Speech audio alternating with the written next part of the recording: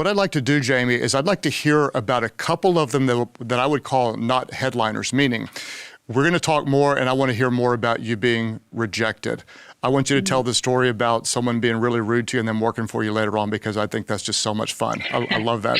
I want to hear about you getting turned down and then being the dominant product producer on the show that turned you down. I want to hear all that. Your resilience is amazing. But there are some things you did in the early years that are not as public, that were private sacrifices that you made, that Paulo made, that were painful. Could you tell me about one or two of those that don't make the magazine article? Yeah, so many of those. And thanks for asking about those, and also about rejection. I think that the thing that fills my soul talking about this is I just know there's people that are listening or watching this right now that like feel like they're alone in their rejection, because when we're going through it and we are taking a step of faith and putting our idea out there, or we're leading a team, right? This is the thing I find. I've had the blessing of meeting tens of thousands of entrepreneurs now in my journey. And so many people feel like once they are the boss, or once they are the leader of the team, they're supposed to hide their self-doubt or they're supposed to like be embarrassed about their failures or their rejections, or it's only them. But especially with entrepreneurs that take that step out there, in a world where everything looks good on social media, a lot of people feel alone when it's not working out behind the scenes, or when it doesn't feel behind the scenes like it looks online everywhere. Right. And, you and I were at an event where Albert Tate talked about this idea of being overexposed and underdeveloped. And I've just been obsessed with that idea recently, because I think that this is a really big topic no one's talking about. So many people right now who are entrepreneurs, who are leaders, who are launching their dream, are in this new world where everyone has direct access, direct to consumer, and everyone can be an expert. Everyone can, look like they have a great business. And so many people right now are overexposed, but underdeveloped. And I think that is a big risk. And so, when it comes to the development part, I look at a lot of that as what you're talking about, those early years that a lot of people don't know, those sacrifices that I'm super honored to share, because I know someone out there needs to hear it and know that they are not alone, and it is not all glamorous, and it's not just them. And it's, and I believe, Craig, that no matter how hard or unglamorous the situation, or how big the setback, or how painful the rejection, I believe it is I know it is no indication of your ability to succeed. It's no indication of, is your idea going to work, or is your company going to make it? Because the more conversations like this that I have with friends, and I love that we're having this one publicly on your show, and I've had a lot of these privately with people that have built huge companies. It happens to all of us, right? We go through massive setbacks, massive rejection, massive seasons of people saying your idea is not going to work. You don't have what it takes. I don't see you working in our industry. I don't think there'll be a demand for this. And just knowing that it's just so important. And in the early years of building at Cosmetics, I didn't know these things yet. So I spent a lot of nights crying myself to sleep. Early on, we had no money, and no money. And it was like, we finally, after all the retailers were saying no, right? Because we'd poured every penny we had into creating a product. And I just thought, if you create a product that's amazing, right? And as long as your product is better than what's out there, and I believed our first product was, it's just going to sell. And I just thought that it would, and it didn't. And I sent it out to all of the big beauty stores, the big department stores, and every single one of them said no. And some of them, it wasn't just like no, it was not no for now. It was like no forever, like no. And so, I eventually thought, let's go direct to consumer. And my husband, we couldn't afford to hire anybody. So my husband built our first website. He bought that book, that big yellow book called HTML for Dummies, and figured out how to build our first website. And I've shared this story with you, but when our website finally went live, I thought it was just going to be this massive success. And the day it went live, we got no orders. And the next day, no orders. And this went on for weeks. And I finally, anyone who works with their partner, this is so easy to do, but I'm like, it's broken. You did it wrong. Like, there's no way that this product is so good. There's no way this website's working. We're just getting no orders for this product. There's no way. And then I remember the day our very first order ever came in, and I was like screaming and running around our office, which was our living room. And he says, that was me. I placed that order to prove to you our website's not broken. Yes. Yeah. And I was just like, oh, and this went on for a long time. And, you know, every penny mattered. Every penny mattered. I remember, really mattered. And so, you know, and it went into our product and into our mission. And we were teetering on this balance of under $1,000 in our bank account for the company and personal combined for a very long time, which meant that if orders didn't keep coming in, like 2 orders a day, 3 orders a day, we'd be out of business. Mm-hmm. And it was this way for a very long time. And I remember seasons where I would go to the ATM and just like if I needed $20 and I would hit no receipt because like I couldn't even stomach it. Like, you know what I mean? And it was this constant, are we about to go bankrupt? For a very long time.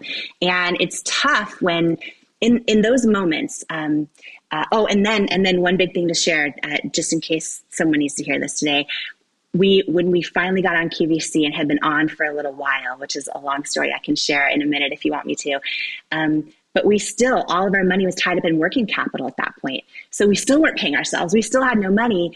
And I found out this giant competitor, who was also on QVC and all the department stores, they loved the product. They saw we were starting to have some success and some momentum, and they were huge. And I learned that they went to our manufacturer, and they paid them off to get our formula. And it was so legally we owned it, right? So, but we couldn't afford to sue anyone or do anything.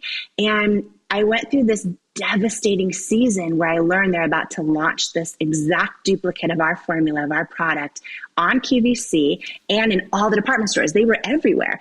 And I was just like gutted and literally physically sick to my stomach. Like everything we have in our life has gone into this for years. And this product is finally getting momentum. And now this huge competitor is going to swoop in. And by the way, their brand positioning, their DNA of their company is totally different than ours. Like our positioning as our company was clinically proven products, amazing for your skin, real women. And theirs was totally different. And I was like, this product doesn't authentically fit their brand positioning.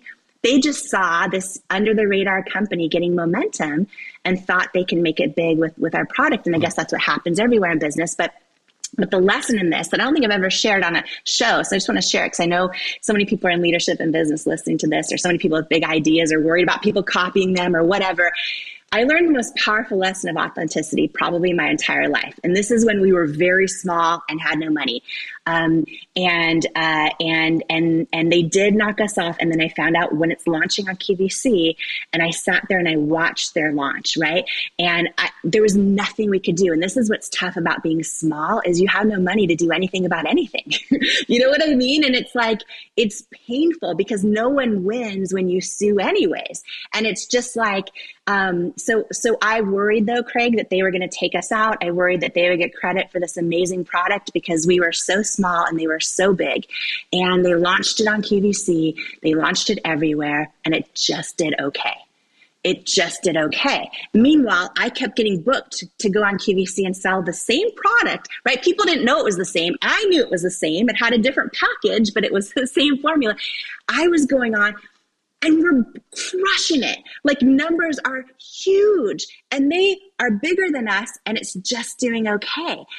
And I was sick to my stomach for months over this until I watched this happen before my eyes. And I learned that lesson that you cannot fake authenticity, that customers are smart and you just can't fake authenticity. And this was a product that, even though it was a great one, was incongruent with their positioning. Mm-hmm. And anyhow, it was a big lesson that I learned. And I remember vowing to myself that one day we would be bigger than that company and they wouldn't even think about doing that to us. And then that happened. And we're so, and the little company in my living room is so much larger than they are today. And one funny thing real quick is, I remember watching, there was a message Joel Osteen did on TV where he talked about the boll weevils, and he talked about how the cotton crops and coffee crops and farmers were devastated and boll weevils were eating them. Anyways, we were so poor, but my husband made me these t-shirts, and he drew an S and a J and a J, like a superhero for Super JJ on the front, and then like a little boll weevil on the back. And I literally wore those shirts to and from QVC under my coat just to try and stay focused. Because Craig, I was in the green room with the competitor that knocked me off and with all the other brands. And I didn't say anything to anybody because it doesn't help. Gossip doesn't help. And being anything other than professional doesn't help. And it was like I was at war. I was at war, but I just knew God was on my side. I knew that I would ultimately win. I knew, I just didn't know how, but it was a really tough season. So when you say, what are some of the scrappy things you did in the beginning? For some reason, those t-shirts just came to mind. And I don't think I've ever shared that story before. There's so much there, and I want you to keep going. A couple things I want to unpack there. Number one is this unrealistic image for women. It's really interesting. With men, it really isn't that way. If you look at football, Tom Brady has a few ads. He's the good looking dude, right? He's got a watch ad or whatever. But the guy that got all the ads was Peyton Manning. It was the everyman when it comes to men. With women, these unrealistic images, especially in the beauty industry, for the most part, are the images that we see. And so you really did revolutionize an industry. That's number one. Number two, it's interesting to me that your dream was to be a broadcaster. I got to tell you, we both bagged groceries at Safeways, and I was a broadcasting major in college, and that was my dream. I didn't know it was going to show up 30 years later, after my entrepreneurial journey. But I think life starts after your first dream goes away. I really believe that's where you're defined. And I'm so curious about this journey with the rejection. I have a philosophy. I don't know if you agree with this. I love the title of your book, Believe It, because what you're talking about, turning up this volume on your inner voice and turning down the external rejections. Those rejections you got were over and over again. I was telling my son this, who thinks he wants to be an entrepreneur. He said, Dad, what's one of the things that most people wouldn't tell you? I said, I don't know, that maybe the most important thing is your ability to deal with rejection as an entrepreneur. We talk about vision, we talk about, communication, but can you deal with the rejection? And in your case, it broke my heart, but there was one meeting you had where you thought you had a deal finally, right? With this VC guy. And I want you guys just to feel the depth of the rejection that you may experience as an entrepreneur. And could you do what Jamie did and still push back? So picture years and years of rejection. You're running out of cash. You're working out of your living room. Everyone's telling you no. And then this dude almost says yes, but then really hits you with a hard no. Tell them about that. Yeah. And I thought literally he was going to be my saving grace, right? Because again, we were down to no money, and we got interest from a private equity company, and they loved our products. Our product worked, like it really worked. So they loved the product, and they wanted to have meetings. So we started going down that path, and they were really big. I mean, they are really big. They've invested in a ton of consumer product companies that you and I buy at the grocery store, and they made a lot of them household names from nothing. And I just thought, oh my gosh, if they invest, A, I'm not going to go bankrupt. B, maybe they'll help get me into all these retail stores that keep telling me no and keep telling me I'm not the right fit and all that. And so, we did meeting after meeting, and we started the diligence phase, which is, where you show all your projections, your product pipeline, everything. And it got down to the last meeting, and my husband, Paulo, and I flew up for it. And I thought, this is it. This is going to be it. And I'll never forget, the head guy was standing about 3 feet from me. And he thanked me. He said, that we should be proud of the product we created. And then he says to me, and he's about 3 feet from me, face to face.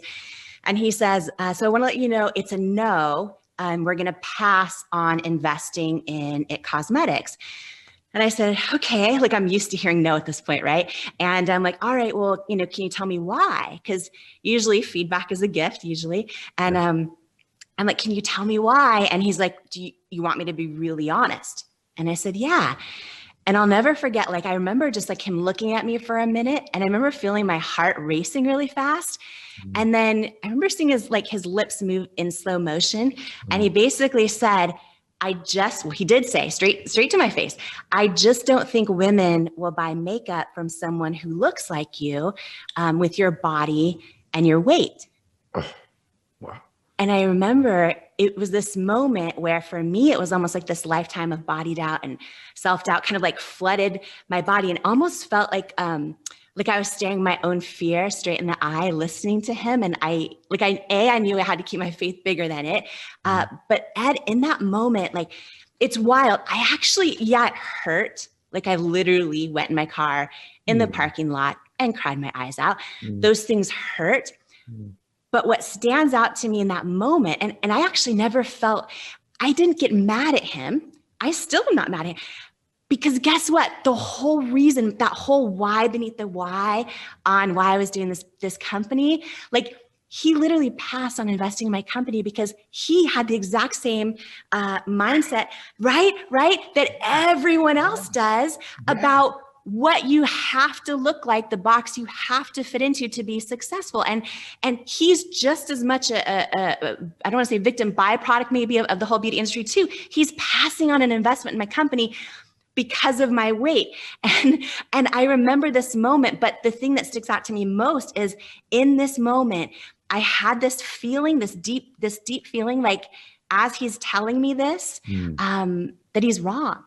And I had that feeling, but I knew nothing yet that I had done prove that because I had no sales yet really. And I also knew like proving it would first and foremost hinge on me believing it for myself. And, fast forward. And by the way, in the years after that, like it's discipline of recognizing when someone else's voice is playing in your head all of a sudden. And I listened to a show you did actually where you scratch it and right. And that's what I have to do over and over. Like I'd have to literally get really good at turning down the volume on those things because, and I want to tell you a full circle moment that happened. It was so good. But like, I feel like that, what you just shared about telling your son this advice, right? I feel like that's everything because I feel like so many people, what ends up happening is everyone else's rejections, right, end up like equating to self-doubt in our own head, our own self-doubt about ourselves. We start to turn the volume up on that to the point where with all of it, with everyone else's opinions, and in my case, the lack of success around me, it can get so loud that we can't even hear our own internal knowing anymore. And I feel like so many people, and then your friends and your family, like they mean the best, but they're seeing you through their own lens of fear and inexperience, right? And so between all of it, so many people I feel like end up literally talking themselves out of their own calling and talking themselves out of their own truth and staying in their comfort zone at like the cost of it chipping away at their soul. We've all done this. And literally missing out on the person they're born to be. Wow. And I feel like and my story is like years and years and years of rejection. But when I look back at the things I did wrong and the things I did right, usually like my biggest mistakes came down to when I actually didn't listen to something I knew in my gut. And I decided to go with something an expert had told me when it didn't feel like quite right. And the biggest successes are when I really listened to that knowing, even when it went against what other people told me. So like this guy telling me this, had I changed who I was, right, and tried to fit some mold that he said would sell, if that was who I was authentically, then great.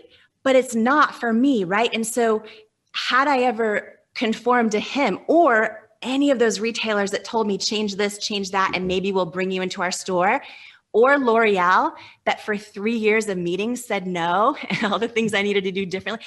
Had I listened to most of any of that, especially the parts that didn't align with my gut instinct, I would have never sold my company for over $1 billion. I probably would be out of business. So that's you hear yourself when you say this, Jamie, where you're like, I would have never sold my company for $1 billion. Still, when that comes out of your mouth, is there a part of you like, I sold my company for over $1 billion? Does it still hit you a little bit?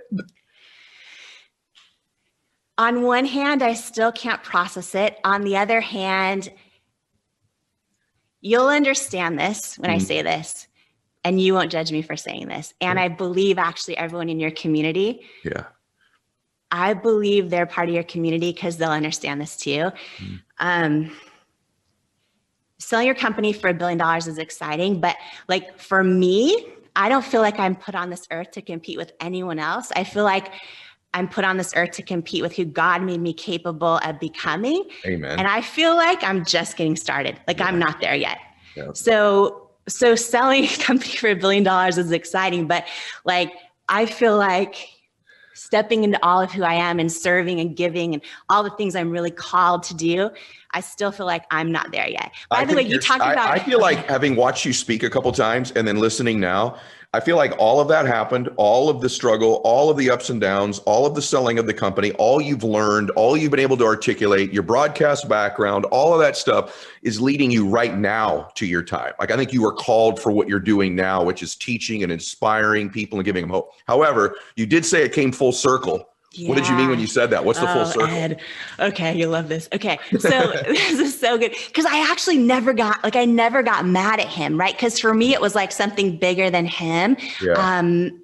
So fast forward a few years, and when we actually ended up selling to L'Oreal, it was their largest U.S. acquisition in their history, and so it made the homepage of Wall Street Journal, a bunch of stuff like that. And the day that the deal was announced, I got an email from him, and he said, congratulations, I was wrong, so proud of you. That whole thing he did, and also I learned that it would. So two things I learned: it would have been the most successful investment in his firm's history.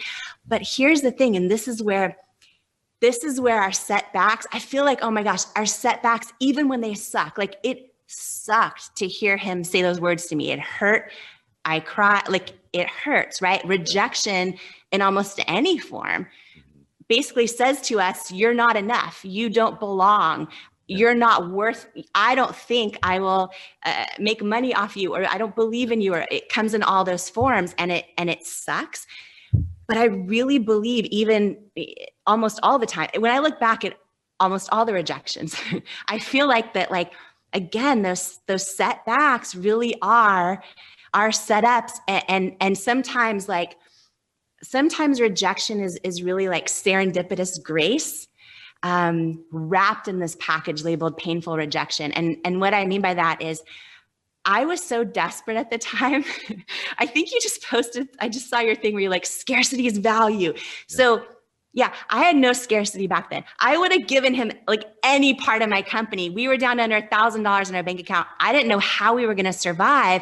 Had he wanted to invest, had he said yes to us that day, I would probably give him the majority of the company for probably almost no money, just hoping to survive. But because he didn't believe in me, and because we got so much rejection along the way, when we ended up selling to L'Oreal 8 years into the business, I was still the largest shareholder. That's awesome. And so, right? I love this. Serendipitous grace. I may steal that from you. That is beautiful. And you guys have to say something. That's why you want to get this book. It's loaded with information like this. It's loaded with stories like this about believing it. Why do you need to believe it? Let's just unpack this rejection thing, and then we're going to get to a magic moment. The reason that I think your ability to deal with rejection is so important, it's not talked about enough. Let's just be honest. You know why 99.9% of dreams die, everybody? You eventually get too much rejection. So if that's the thing that's going to cause you not to get your dream, 99.9% of the time, it's just there becomes a threshold that people don't take the rejection long enough. So they don't stick around to receive the grace. And so if that is true, if we already know that going in, then why not pre-negotiate in the very beginning what price you're willing to pay? Hopefully it's anything, as long as it's legal, ethical, and moral, so that the 99.9% of the reasons why your dream won't happen, you've already set in your favor if you've just decided you'll take the rejection. That's why it's such a big part. How do you take the rejection? You got to believe it. And that's why this book is so powerful. So we lead to this point, guys. And again, the beautiful thing about Jamie's story is it's her vulnerabilities and her authenticity that made the brand relevant, all the way up to the extreme magic moment. Don't hide your insecurities. Don't hide your blemishes, guys, figuratively and literally in your entrepreneurial journey. Get people wanting to root for you. Your fears and insecurities are what connects you with the marketplace. Ironically, you don't have to hide them. You can work on them, but there's nothing wrong with saying I have them. So finally, somehow, you get this moment on QVC, right? And you are so brilliant in this moment. You ask them, I'll let you tell the story, but to me, it's like, if you don't do this thing, again, maybe it still doesn't hit all the way to the last second, the last moment. It was your vulnerability that connected you with the audience. You know, I wanted to ask you about something that I think has affected you. I know it's affected you, but so many people listening have this in their life, and maybe they shove it in the back of their mind, but it's still there, and that is this idea of labels. And what I mean is, like, so many of us have had, maybe it's when we were a kid, someone called us a name, or you know, we're in a situation and someone says, oh, but you're not smart enough, or you don't have what it takes, or you're the wrong fit for this, or you don't come from the right family, or this, that, the other thing. And a lot of times we then find ourselves as an adult, and that label is like stuck and it's taken root, and now it's sort of coming out in our lives, and we haven't even thought about it in years, but it's still there, that identity. When you were, I think it was 8 years old, you were called Eddie Spaghetti. Eddie Spaghetti. Can you share how that happened and how you did or didn't let that label take root? Yeah, I talk about this in the book a lot too, is that, and how to overcome it, which I have. That part of me, I've leveraged into something pretty strong. But I talk about in the book that a lot of the beliefs we have about ourselves were installed in us, our identities, these thoughts and concepts we believe to be most true about us, our worth, they were installed in us when we were defenseless as kids.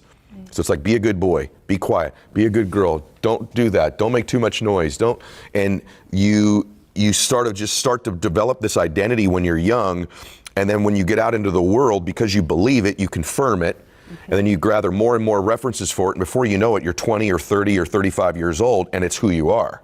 And you've proven it because of this. Your identity is the most powerful force in the world. You're going to be consistent with it, and most of what you believe about yourself, you weren't in control of believing.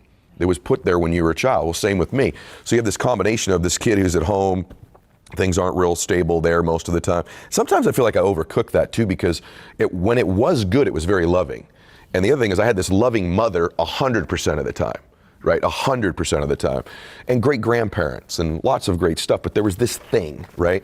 So you have that anxiety going in chaos, going to school. I'm a little guy. I'm shy. I'm very, very shy. You know this about me to this day. I'm still very introverted, which surprises most people because of the speaking and stuff in the show, but I'm super introverted. And I just started to get picked on. And this Eddie Spaghetti, your meatballs, right? And the class would sing it to me, and they'd see me get upset. And it started to develop into this pattern of, you're not good enough all the time. And then I remember, you know, a few years later, a baseball coach, really, I was become a pretty good player, but we had a great player on our team who went on to play like Major League Baseball for many, many years. He's still a really good friend of mine. And I had a couple bad games and I was down. And our coach pulled me into his office. He was sort of a mean dude. He's a good dude, but he was a tough dude. And he pulled me into his office. He goes, hey, Eddie Spaghetti, this is now I'm a teenager. And he goes, did you ever think that maybe you're just not as good as him? Like, you going 0 for 3, like you can go 0 for 3, he can't. So why don't you just accept the fact you're just not that good? This was my coach, right? And I remember just walking out of there like, whoa. And then I've shared with you another story that when I became a speaker, someone that I looked up to was like, you know, you're really not that good. You know, like I can't even listen to you for more than about 15 minutes. And then, I used to think, is there something on me that's like, you can just punch me? Like, is there something about me? Like, people think they can just tell me these things about me? What is it about me? Because other people aren't. What I found out is other people are hearing similar things. And the truth is, I just started to go, I actually asked myself a question that I say in the book. I don't really believe that many good things about myself. What would I need to believe about me that would serve me? What would I actually need to believe about me that would cause me to change the way I show up in the world? What would I need to believe? And all of a sudden, I started to really think about that. How would that guy walk? How would that guy talk? I'm doing an impersonation of this insecure guy. I'm doing an impersonation of a shy person. I'm doing an impersonation of someone who doesn't have confidence. It's an impersonation. It's not who I really am. Well, maybe I could begin to impersonate the person I want to be. And I actually started to impersonate him a little bit. Not fake it, but like, you know what? He'd walk with his shoulders back. His voice would be a little bit deeper than the one I'd walk around with. He'd think certain things about himself. Moreover, he would treat other people a particular way. He would treat other people in a kind and generous and strong way, almost and almost in an overabundance of kindness and generosity to people, and belief and love for people. And a lot of that happened when I worked at the orphanage. I was like, now that's the guy I like. That's the guy that I am. I'm the giving guy. I'm the kind guy. And you know what? I found out when I did that, I took it away from me, as we said earlier, and it was about other people, that I found a lot more peace. So I just started to become that person, and slowly but surely, I think I am that person. That is really powerful. There's, I'm sure, so many people, I'm sure they'll send messages about this, who, you know, see you online, watch your content, and maybe think that everything's perfect. Right. And think that you were just born with all this confidence and with, you know, everyone loving you and millions of people following you, even through grade school, right? I mean, we tend to think those things about people that we don't yet know deeply, and then we think when those things happen to us, like someone tells us we're just not good enough, we kind of hide it because we're embarrassed by it, or we think it doesn't happen to other people. And I feel like you sharing that is so powerful. Thank you. I think I have a lot of people from high school actually that follow me now, right? When you're, and I think if you were to ask a lot of them, because they've told me this, I just wasn't, I think they would just say to you, like, I wouldn't expect it to have been Eddie. You know, not like he was a complete, I was just there, if that makes any sense. Like, no, I would not, there was no like most likely to succeed in any of my, you know, yearbooks or anything like that. But I don't think by the time I graduated, it wasn't like he's a complete dum-dum, but it was just like, he's just Eddie Milet, you know, he's just Eddie. Like, you would never suspect he would be the person that, you know, might reach a lot of human beings in his life. You know, you just would never have predicted that. And that ought to give everybody hope. If you're not one of those people that everyone's like, no, for sure it's her. Yeah. I was definitely not that person. You go, oh, just mark it down. He's going to do something great with his life. No, no one was saying that about me. No one. No teacher, no coach. Maybe a couple teachers when I was a little guy, but most people would not have said that anything significant was ever going to happen. So good. They didn't know you were the one. That's right. They didn't know. That's powerful, because a lot of people are wondering, am I the one? Can I be the one? No one's telling me I'm the one. And I think the fact that you doubt, I think the fact that you doubt or wonder whether you're the one is indicative of the fact that you probably are. Woo! I do. I just believe that. That's so good. And you know this, and by the way, the reason it's good is because you know that to be true about you. I know that's true, but I've never thought about it that way. I know that's true. And I'm just thinking right now, I have goosebumps thinking about how many people are listening to this, and right now they know that they're wondering if they're the one. Yeah, and that makes you probably the one. Yes, that's right. And you know this because it happened in your life. Yes, that is huge. You listened to your gut. You went with accessible versus aspirational, but how did you actually make a product? Like, what did you know about fulfillment and packaging and chemists and QA process and graphics and all that stuff? You were starting in your living room. You did all the jobs. Like, get it, girl. Thank you. I love that. Yeah. And also, like, my whole goal was that, like, I authentically believe that accessible is aspirational. Like, I authentically, in every ounce of my being, believe every person's beautiful. You know what I mean? And so for me, it was like this big thing of how do we shift perspective around that?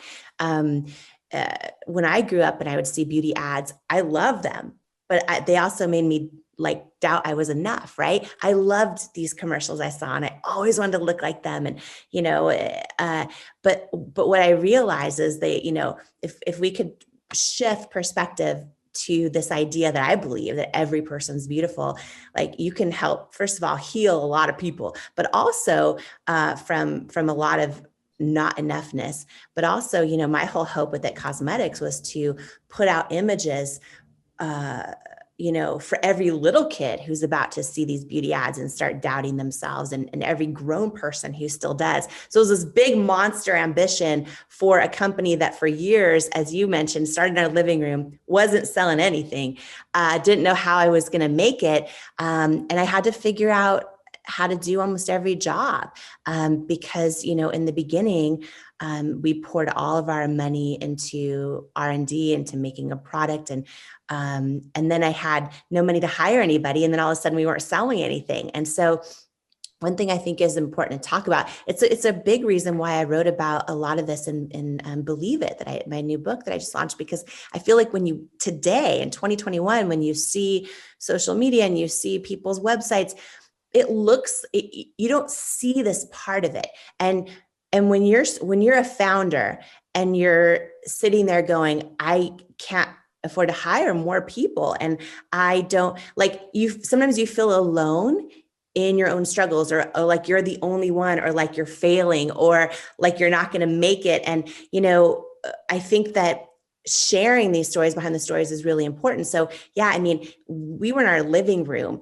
and, couldn't afford to hire people. So my husband bought, this is so old school, but he bought this, because you have to figure out how to do every job the best you know how. That's kind of the only option, right? So he bought this HTML for Dummies, built our first website. And I'll never forget, because all the stores were telling us no. I'm like, okay, we're going to go direct to consumer. Like, this product is so good. I believe in it. And the first day our website launched, I was like, this is going to be huge. And I felt like a little kid on Christmas morning, just freaking out. And I'll never forget, it went live. And the first day we had no sales, and the second day, no orders, third day, no orders. And we were a few weeks in. I finally said to him, anyone who works with like a friend or a family member, they'll know this, but I said to him, I'm like, it's broken. You did it wrong. Like, there's no way, like, this product is so good. There's no way we're getting no orders. Anyways, several weeks in, we finally got our very first order for It Cosmetics, and we're in our living room, and I was like screaming, running around. I was so excited. And then he says to me, he goes, that was me. He goes, I placed that order to prove to you the website's not broken. I didn't build it wrong. And so it was really tough. And, it was like every job we kind of had to figure out, right? And you and I were kind of laughing about this before the start of the event today. But, I couldn't afford to hire anyone. So like, my name's Jamie Marie Kern Lima. And so Jamie, so I had the CEO role of the company, but so then I had my middle name as Marie. She got her own email address, and Marie started heading customer service and heading PR. And so Marie at cosmetics.com would like email Good Morning America and email all the shows and be like, great news, our founder, Jamie's available for an interview, and great news, we have this big product launch. And anyways, it was just like so scrappy and, and really, really unglamorous. And the one thing I think is a little different and getting harder right now that I'll say for founders is with a social media, digital driven world right now, it's so tempting to spend money on things that look really good online, but don't actually serve your customers. And prioritizing I see so many entrepreneurs like right now prioritizing, because I know their businesses, because I've invested I own over parts of over 15 companies, and I invest in so many female founder brands. And the biggest temptation I see is spending money on things that I don't want to just say feed our ego, but make us feel legit as a company, right? And I see so many people prioritizing flash over cash. And that is a huge mistake. And it's so easy to do. And in my journey, I mean, I've now had the blessing of meeting tens of thousands of entrepreneurs, and, most of them don't make it. And I see a lot of them and the way that they even spend their money as a business. And I'm talking, Nicole, too, about like down to the nitty gritty things. Like, we would be at QVC and they would rent a nice car. And I'm like thinking, and when you're an entrepreneur and you're scrappy, every penny matters. And I'm like, oh, I mean, now we have Uber, which is great, but I'm like, oh, it's like I'm going economy, bottom of the, like every penny needs to go into your business, not into the things that are, in the journey. And so I think, but with social media, I think it's a really big thing now that impacts a lot of people as they start spending their money the wrong way, just so everything looks good online. And these jobs are not that hard, I suppose. You figured it out by being a PR person. You learned all this stuff in addition to having jewel tone clothing from local news times and getting a lot of press. You did get a lot of press for yourself. And you also learned about contouring super early on, which I love. But it sounds like sometimes you can be too early in big trends. Yeah. Yeah, absolutely. It's such a funny story. And a lot of people probably remember the big contouring boom that started with the palettes and some celebrities getting into it. And, I had my weight always fluctuated and I was always getting in trouble for gaining weight back in the days when I was a news anchor. And I learned to contour so good. I learned to contour. And so, yeah, we launched contouring palettes for face and body. It was some of our first products. And they didn't sell, like literally didn't sell. And they were so innovative. I'm so proud of them. Didn't sell at all. And a couple of years later, some of the much bigger brands at the time actually knocked off our products exactly, like the exact colors, the exact palette, the exact design. And they had huge market share and they hit at the right time. So yeah, sometimes timing, just being first isn't always optimal. I think it's UFC fighter Conor McGregor, and I do not watch UFC, but he has a quote that I talk about in my book where he says, precision beats power and timing beats speed. And it's a really good quote. And it's really, I talk a lot and believe it in the book about how I built a $1 billion company from nothing. And this idea of precision beats power, right? Because the beauty industry, like so many industries, is an industry of giants. And to enter it and to kind of like pass all of them takes a really different focus. And I think it's not always about being the biggest company. It's not always being about the first to market. I think it's about really doing it authentically and not wavering with your secret sauce and learning how to trust your gut over anyone else's advice. Every single person listening right now, it is so easy for us to see our setbacks and our hard times and our things where we feel like we're not enough, or we didn't go to the right, job, or we don't come from the right family, or we don't come from the right zip code, or any of those things. It's so easy, like, to think that, okay, so here's what I'm destined to do. And again, it's wild, the power of, because I believe everyone has a calling. I believe everyone has more than one purpose in their life. And I feel like the things we go through, and by the way, let me just be real honest with you. You want me to be really honest? I didn't even connect the dots until just now with you about the diet shake. I've never shared the stories I share in this book. I've been like 95% of them I've never shared with anyone ever, right? My family's going to be like, you're drinking diet shakes in the bathroom in school, right? So this is like a lot of it feels so vulnerable. But until you just said this right now, Tom, I didn't even put the dots together of that. When I was sitting there drinking diet shakes in the bathroom, it's because I didn't feel like I was enough. And I felt like, oh, if I can just be this size, I'll be happy, or I'll be loved, right? Those are the things that we don't even realize we're thinking in those moments. But those things we go through, whatever those hard times are in different forms, right? It's like, oh, wow. They actually, if we do pay attention, they can become our message, our mission, our superpower, right? But I'm putting two and two together live with you right now. And I do a lot of this in the book, but never on that one moment. And I just want to share it in case someone else out there needs to hear this right now, that if we really pay attention to everything we've gone through, and it sets us up for what we're called to do. Even when we think it's stuff we're embarrassed about or want to hide, or we're ashamed of, or we're ashamed that something happened in our family, or that we made a big mistake in our lives, or had a big misjudgment. Those things can truly, if we pay attention to them, not only help us refine our intuition, but literally turn into our superpower, right? And when I think about the journey, because the beauty industry is crowded, there's a million brands. And when I entered that space, it was impossible to get department store floor space because it was dominated by all the big companies. And, it's like, sometimes we have an idea or a dream, and it's very easy just for that simple fact of saying, oh, it's been done before. There's a million other people doing it before. And hearing you talk live now too, one of the things I'm reminded of is every single person in your whole audience, in the world, frankly, nobody can do it the way you're going to do it if you live your truth.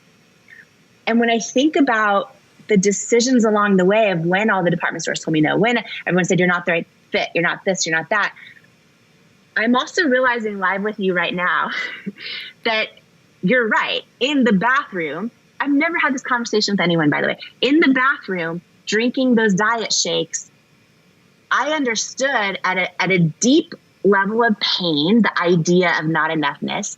I also understood the power of community, of understanding and seeing the light in other women. In that case, it was girls. We were young, seeing the light and the beauty in other girls when they're not seeing it themselves, but still not seeing it in myself. And having that understanding, right? And that through line then, all the way through the investor telling me, women, I don't believe women will buy makeup because it looks like you, your body and your weight. It's like going all the way through that. By that point, when he told me that, I had a lot more life experience. I made a lot more mistakes, and I could actually hear my own gut tell me he's wrong. And I made the decision to trust myself, right? So it would be a lot longer before we finally got a shot on QVC, and a lot more no's after that investor still. And it's hard in life when nothing around us tells us we're right. It's hard to then listen to that gut and keep going. But for me, it's everything. It's everything. And to use your wife Lisa's example, I think we all have it, but maybe it's a superpower to actually learn to hear it and to trust it and to trust ourselves. For me, it's life's greatest journey. For me, it's how we all step into the person we're born to be versus talk ourselves out of ever becoming that person. And you talk about how rejection is protection. Yes. You said that, and you have a very personal story that's behind that, right? Yes, I think this is so true. And I think that in particular for women, it's so important that we start embracing rejection.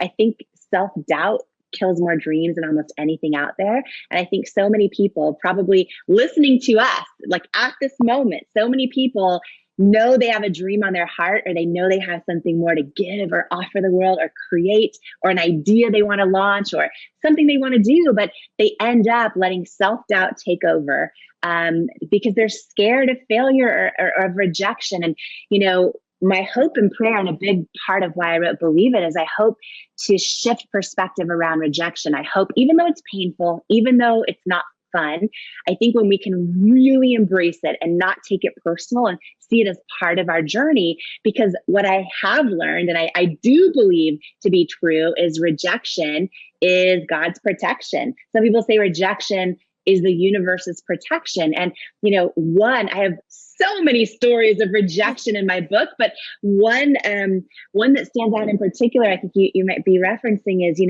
we were a couple years into building It Cosmetics. We got down to under $1,000 in our bank account, which was my personal and business bank account. I didn't know how we were going to stay alive in business. And I had been just getting hundreds of rejections from all the stores. Well, we finally got this inbound phone call from a potential investor. And I was so excited. I thought, oh my gosh, because this was a big private equity company who had invested in all these products you and I buy at the grocery store. They made them household names. And I thought, wow. And they loved our product at Cosmetics. So I thought, if they invest in us, A, I'm not going to go bankrupt. B, maybe they can use their leverage to try and get us yeses from all of these retailer stores that keep telling me no. So I thought this was going to be life-changing. And we started doing meetings with the potential investor and their whole teams. And it got down to the final meeting. And I thought it was going to change my life. I was so excited. And I'll never forget, I flew in for this final meeting. My husband was there as well. And the head guy was about 3 feet from me in person. And his whole teams were there. And they said to me, congratulations, we love your product. You should be so proud of everything you're doing with It Cosmetics. But it's a no. We're going to pass on investing in your company. And I was like, okay. And at that point, I'm so used to hearing no, right? This was a couple years of hundreds of no's. So I said, well, can you tell me why? Can you share with me why? Because feedback is a gift, usually. And he paused for a long time and he said, do you want me to be really honest with you? And I'm like, yes, please. And he's standing about 3 feet from me. And he says, I just don't think women will buy makeup from someone who looks like you with your body and your weight. And I remember in that moment, a couple of things, right? I got, first of all, a lifetime of self-doubt and body doubt. Like I felt it flood my body all at once. So I wasn't even mad at him. I felt when he was saying these words to me, it almost felt like I was staring my own fears straight in the eye and just trying to keep my faith bigger than them. But I'll never forget, there was this moment, Angie, where when he said those words to me, I just don't think women will buy makeup from someone who looks like you with your body and your weight. I got this feeling deep down in my gut, like just a strong feeling of intuition that said he's wrong. Like he's wrong. And I felt it. And, listen, after that rejection, I went and cried. I cried in my car, all those things. But here's the thing is so many times, all of us, no matter who we are, somebody looks us in the eye and in one way or another says to us, you're not enough, or you're not the right fit, or change who you are, to get my love or to fit in or to get in my stores or to get my investment, whatever it is. And those are the moments that change our lives, because we have those decisions to make of, do I trust my gut and stick with my authentic mission, or continue showing up authentically as who I am? Or do I try to change who I am for someone else's approval? And so after that investor said those words that were really hurtful to me, although I appreciate his honesty from his perspective, 6 years later, I hadn't heard from him. 6 years later, when we were acquired by L'Oreal, it was the largest acquisition in their history. And because of that, and L'Oreal is a public company, it was on the homepages everywhere. So the Wall Street Journal homepage was like, It Cosmetics sold for $1.2 billion cash, and this whole thing. 6 years later, when that happened, I heard from that investor. I heard from him, and it was the first time in 6 years. And he said, congratulations on the L'Oreal deal. I was wrong. And two things I learned, like, had he invested, it would have been the most successful investment in this firm's history. But also, rejection is God's protection, right? Rejection is the universe's protection. What's amazing is, had he believed in me 6 years earlier, right, instead of rejecting me, I had no money. I was so desperate at the time, I probably would have given him the majority of the company for almost no money, right? But because he rejected me, he didn't believe in me. By the time we did sell the company, I was the largest shareholder. And so it was like, rejection is protection, even when it doesn't feel like it at the time. Yeah. This was about 14 or 15 years ago. So we're talking 2007, 2008, correct? Mm-hmm. In my opinion, Jamie Kern Lima is the reason why we have this real beauty movement. There always has to be the first person, and she was it. So when you look around the internet and social media and you see people doing naked faces, that was not something people did in 2007. It was all airbrush. It was all perfection. That was the beauty standard. There were no plus size or curvy models. That was not a thing back then. And so you've got a woman who is sitting in Seattle, who has no experience and no money, deciding that she is going to not only figure out how to create a makeup line for people who have issues with their skin, but that she's going to do something nobody has ever done, which is put real, normal people like you and me into her campaigns when she finally gets this figured out. And she's going to show people what her skin actually looks like in order to sell it. I mean, that was a revolutionary idea. She was the first. And I'm telling you this because you could be the first. You have something inside of you that is a problem, something that you can solve. And you could be the first to change the way that people think about an issue.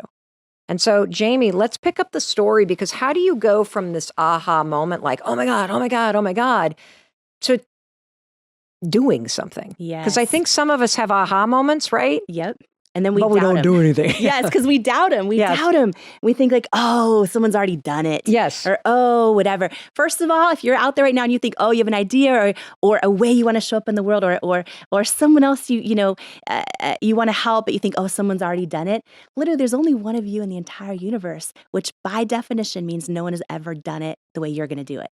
So when I launched this. Say that again, Jamie, for the people that are like, whoa, kids. Calm down. Wait, Jamie just said something. I was doing my dishes. Say that again. Talk about the fact that this matters. This is huge because I think the biggest reason we talk ourselves out of things is we think, oh, someone's already done it. Yes. Someone's already done it before, who must be smarter than me or more talented or more whatever it is than me.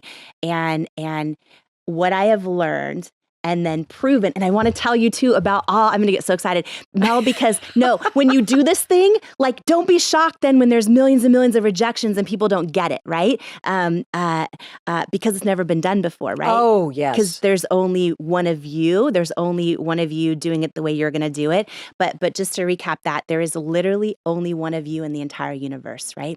And so if you are going to show up to this world authentic, that means whatever you do, if it's authentic to you, it's actually by definition, it's never been done before, right? And so when you show up that way, don't be surprised if not everyone gets it right away. Or, in my case, all the experts I put on pedestals all said no, that this idea of how I wanted to connect with women, they thought it wouldn't work and they thought I wouldn't therefore make them any money. But can I ask you a question real quick? How did you go from the Yes. to starting? So what did that look like? Like, because I think like if you're in this space where, let's just use an example. You've never actually, you don't know the first, you have this thing about catering that you just can't get it out of your head. You want to do these events. You've never actually done this because you had never done anything with makeup. You had no idea what you were doing. Yep. You have an idea and you have an aha moment. Mm-hmm. What was the first thing that you did to start to make this real? So leaning on that, why I had to do it and why it felt like it was going to be part of my purpose was a big thing that helped me actually take the risk, quit my job. Wait, you quit your job because you had an aha moment? Yeah, it was deep. I was like, if I had What did it feel like? It felt like if I didn't do it, I would wake up the rest of my life with this pain in my gut, this longing, knowing I was created for more. It felt like if I didn't do it, I would have the pain of regret. And if I did do it, I might have the pain of failure and maybe the pain of embarrassment and then maybe the pain of, oh, wow, that doesn't feel like it went how I thought it was. I knew it was this big risk. I knew I was leaving what I thought was my dream job. Why did you have to quit your job? Just curious. It was literally from day one, I was all in. Like I dove all in. I knew if I was going to do this, I needed to just go all in on it. I started, I do not recommend this, but I started working like 100-hour weeks from the beginning. I was so freaking passionate about it. Like I couldn't stop thinking about what if I can actually figure this out?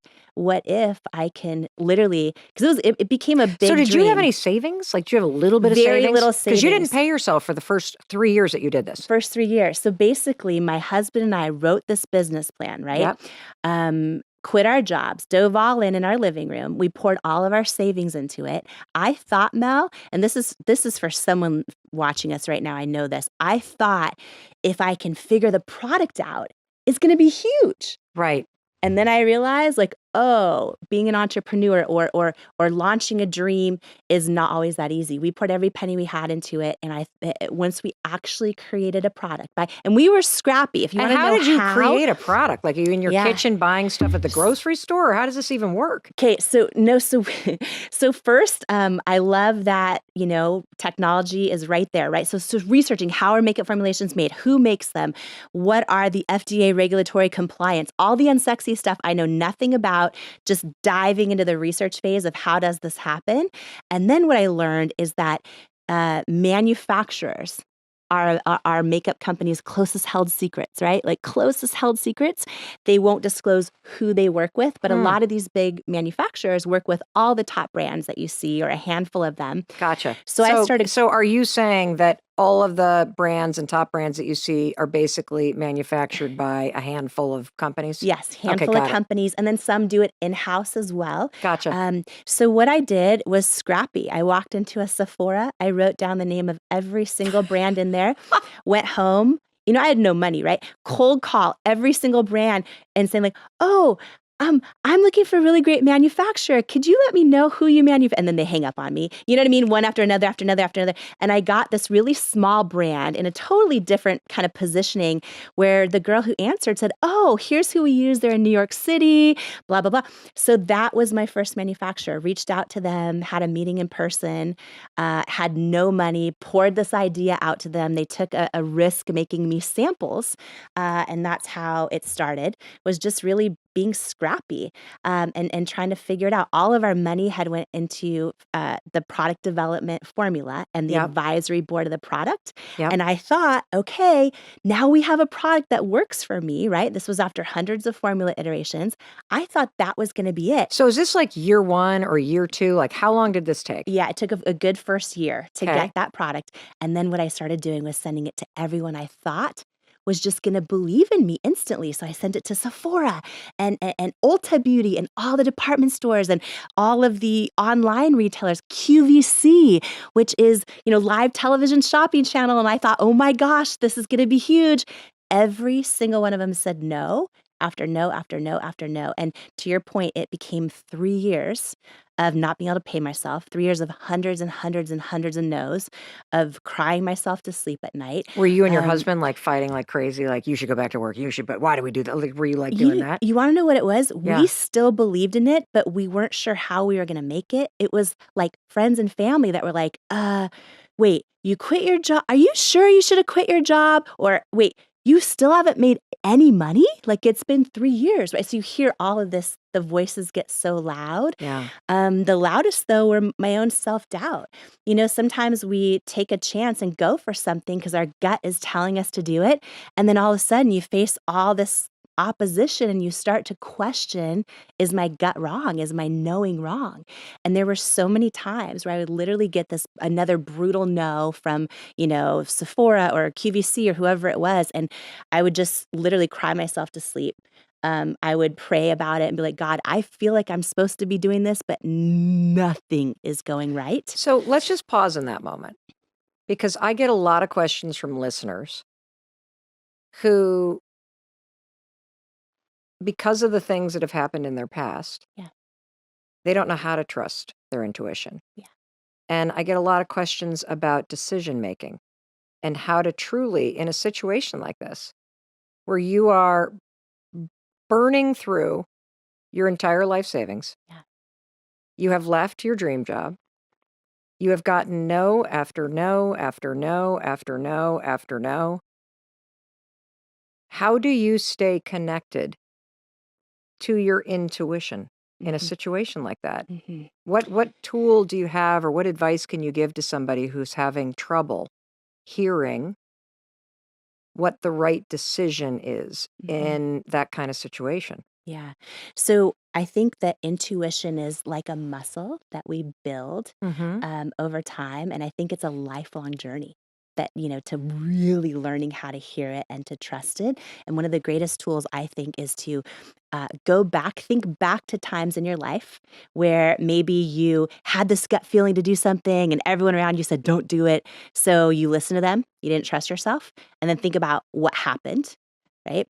And then similarly, go back to a time where everyone was like, oh, no way, no way. And you're like, but I love him. I don't think he's lying. I think his phone really did break 5 times every weekend. He didn't disappear, his phone. Like, right. Think about like that situation when everyone was telling you something. And you didn't listen, or even your gut was telling you, right? And you didn't listen, and you think back to those times and you start to develop pattern recognition of how it felt in moments in your life when you trusted yourself or didn't, and what happened. And you get better attuned to what that feels like. So what does it feel like for you in both situations? Like, can you describe what it feels like for you when you're like, yep, no, that's a no?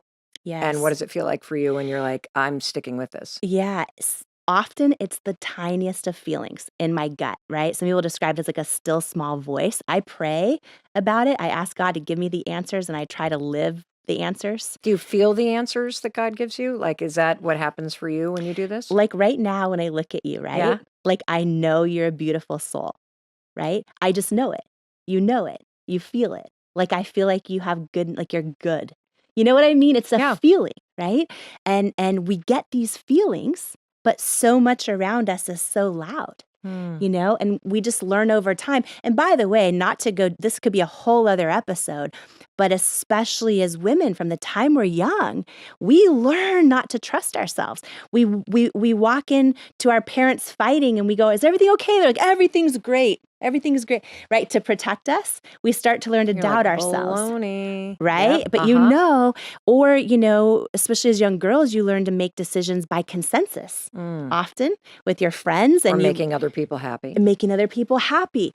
People pleasing. We're rewarded for pleasing everyone else and almost ignoring what we feel. So if you're someone who's an adult right now going, I don't even know how to hear my own gut or trust myself, that's why we've been trained out of learning how to do it, right? So it takes intentionality and really deciding, oh, you know what? I'm going to put in some time, even if it's 5 minutes a day, just to thinking about moments in my life where I trusted myself, where I didn't. And if you don't remember any of them, start now. You know what you just inspired me to think about? I don't even know if it's possible to do this. But imagine if you could go through the rest of today and only make decisions that align with what you truly want. If you don't want to go to that party tonight, don't go. If a friend asks you something and you feel obligated out of guilt to lend them that thing, don't actually lend them the thing. Yeah. Eat what you want to eat tonight for dinner. Don't just go to wherever your friends want to go. Like, I think that would be a real eye-opening experiment if you were to do that. And you start building that muscle, right? And the more you do that, some people don't even pay attention to what they actually want to eat for dinner. They're just like, what sounds good to everyone? But to your point, when you start paying attention, then you also start building that knowing of hearing your own knowing. Do you think it's possible to discover your unique purpose in life if you are not connected and listening to your intention? And intuition, I mean. And your own intuition. Here's how I think it's way more likely and you're going to actually discover more than one purpose often if you're really tuned in to your intuition and you're intentional about it. But what I'll say for someone who feels like they can't hear their gut, but they still want to find their purpose, a friend of mine, Rory Vaden, says that you're best positioned to serve the person you once were. Right. Trent Shelton, our friend, says one day the things you're going through right now will be the things you made it through. Yeah. And what I would say to someone listening right now is look at something in the past that has broken your heart, that has caused you grief, that has been something that you care deeply about, whether it's positive or negative, that you've gone through, something you care deeply about, or maybe pain you've gone through, something you have made it through. I believe often when we go through the hardest times in our life, it's for one of two reasons. What are they? It is to either equip us with the strength we need to carry the weight of our success that's to come, to carry the weight of our purpose that's to come, or we've gone through these horrible, unspeakable times, things we would never want to happen to us again in our life, because we're actually going to get our greatest source of fulfillment and purpose by one day helping someone else who's going through them. And I love that saying that you're best equipped to help the person you used to be.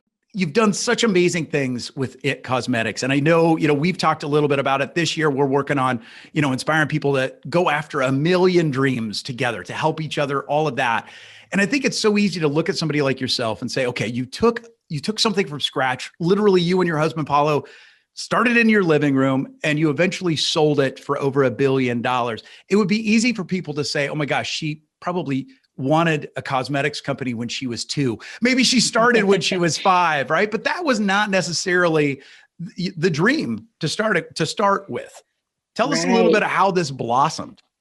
Yeah, it wasn't the dream at all. And I get messages every single day, usually on Instagram, saying, did you get lucky? Did you have connections? It's like, no, none of that. And I realize so often we just see the outcomes of things when they're, or the highlight reel. And that's why I'm excited to do your show and also just to write this book. Cause I think like sharing the real journey helps everyone else when they're launching their own dream, or maybe they're scared to go after their own dream, helps them feel less alone. So yeah, one thing you've talked about in one of your shows about this idea of sometimes our setbacks become our setups. Yes.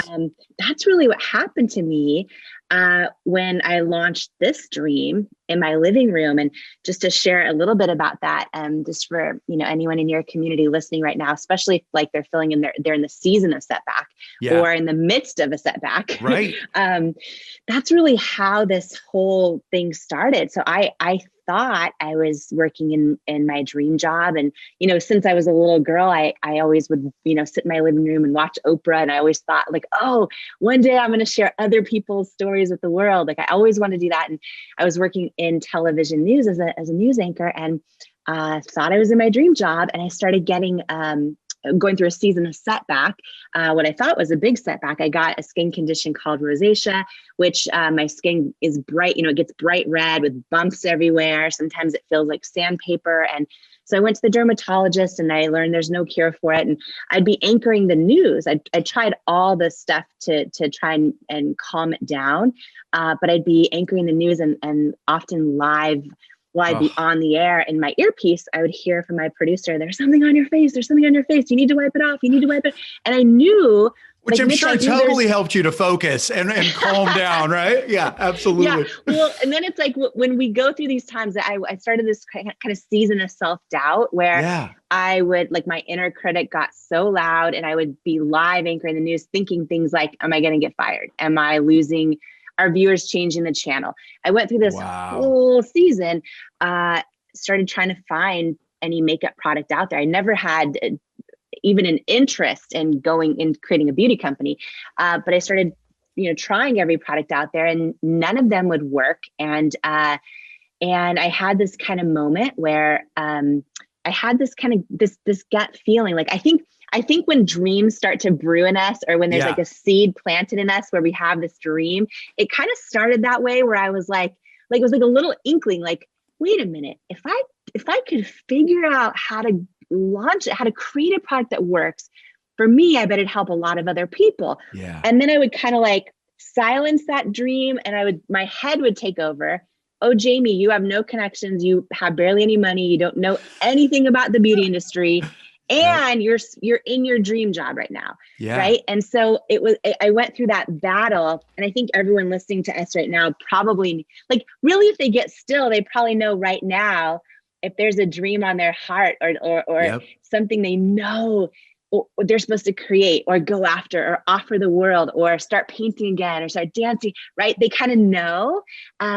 But sometimes our head talks ourselves out of our own dreams. Yeah. So we call that essence of a dream, right? Like that, because I think sometimes even the word dream, it feels too heavy, too big. Like people are like, oh, I can't go after that dream, or I don't know all that's there or all that it will take. And it's like, all right, we'll just lean into that essence of the dream. And I love how you gave yourself that permission to first kind of look solutions for yourself, but then to be able to say, what if?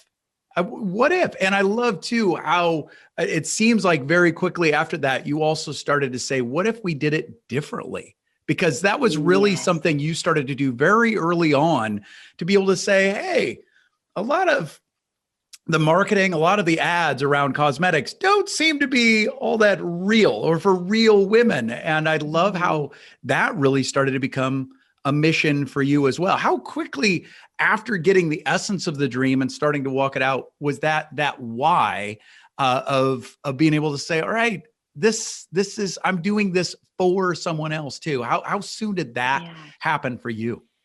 Yeah, I realized in the midst of like, why can't I find anything that works for me? When I started trying to, try all these products, I realized, oh, wow, my whole life, I've never seen anyone in the ads that looks like me that has skin problems, right? You just see Photoshopped ads. And I kind of realized that there was never a product that works for me, but also never a product that even showed people with skin like me. And I want to say something that you said in the very open of our conversation that I think is really powerful, especially for anyone listening. You said, maybe you've never sat at the cool kids club or the cool kids table at school. Right. And I just want to say, for anyone who feels like they don't fit in, or they maybe don't belong, or they're not like everyone else, I really believe, Mitch, that can be your superpower.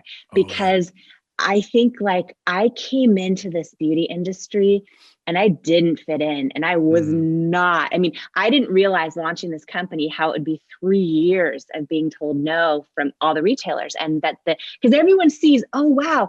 Because, today, at this moment that you and I are talking right now, It Cosmetics is the largest luxury makeup company in the country, which is insane. It's because amazing. For 3 years, every beauty retailer said, no, you're not the right fit.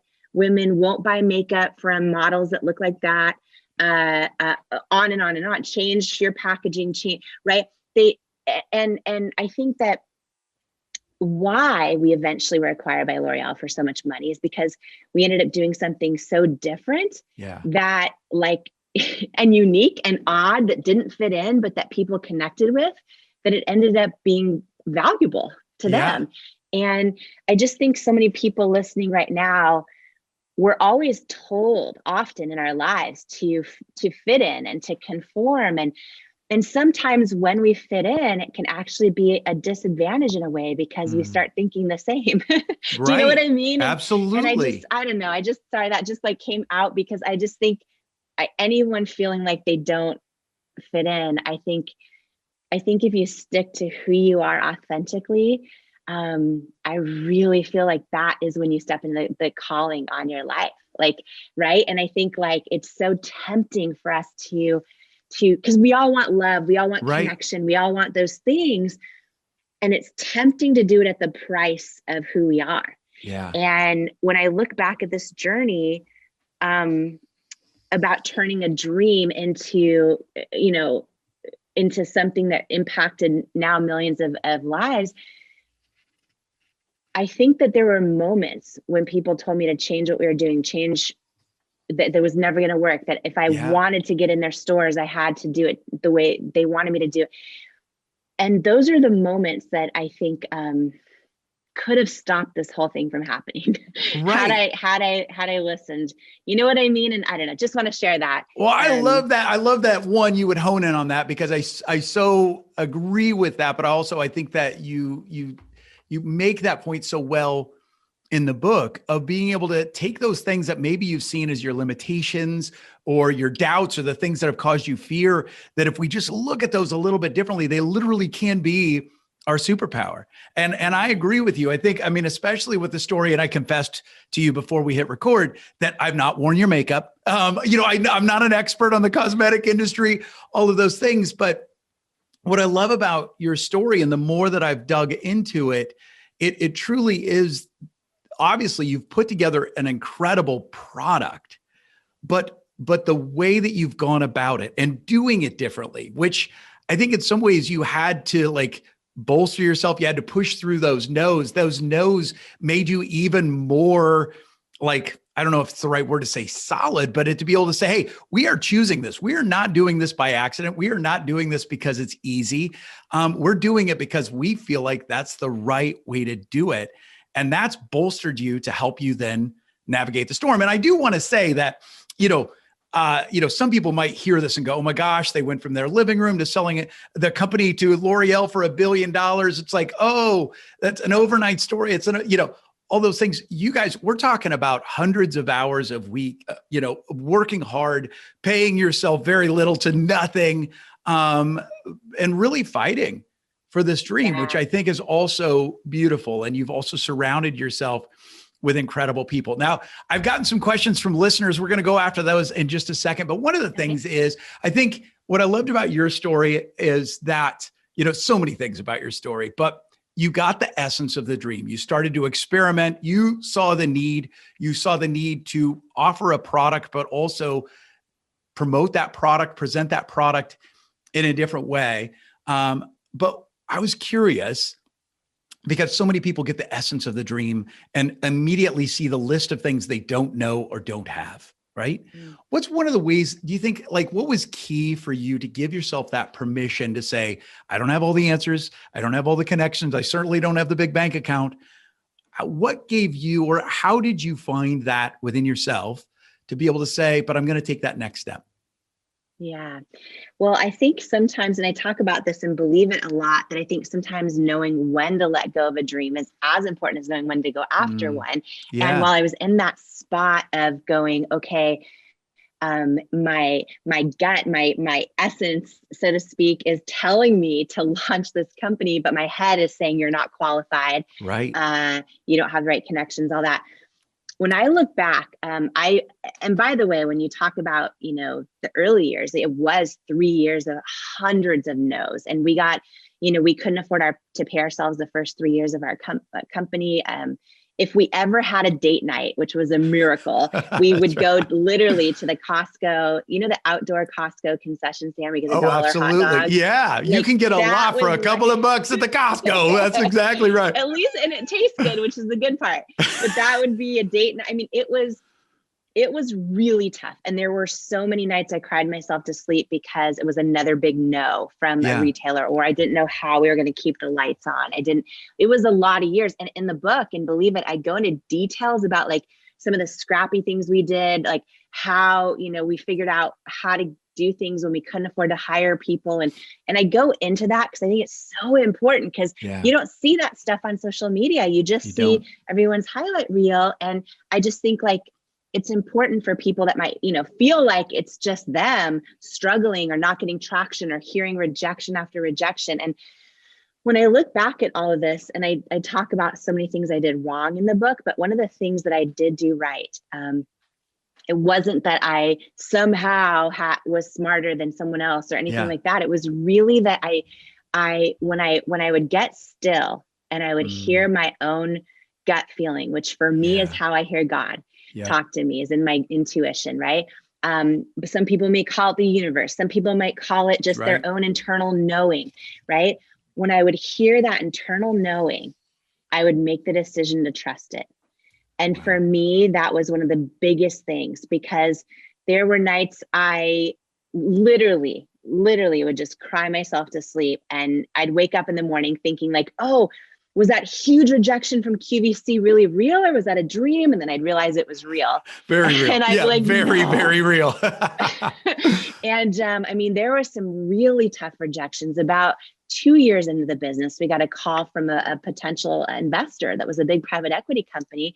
And I was so excited because they had a huge track record of making all of these products in grocery stores, big household names. And they loved our product, and they wanted a meeting, and we did a meeting, and then we showed them our product pipeline. And, we were several meetings in, and I thought, wow, if they invest in us, A, I'm not going to go bankrupt, and B, maybe they can use their connections to get us in these big beauty retailers that keep telling me no. And we got down to the final meeting, and I'll never forget this moment, because my husband and I flew up for this meeting, and we were standing about 3 feet from the head investor. And he says to me, congratulations. We really, really think your product is fantastic.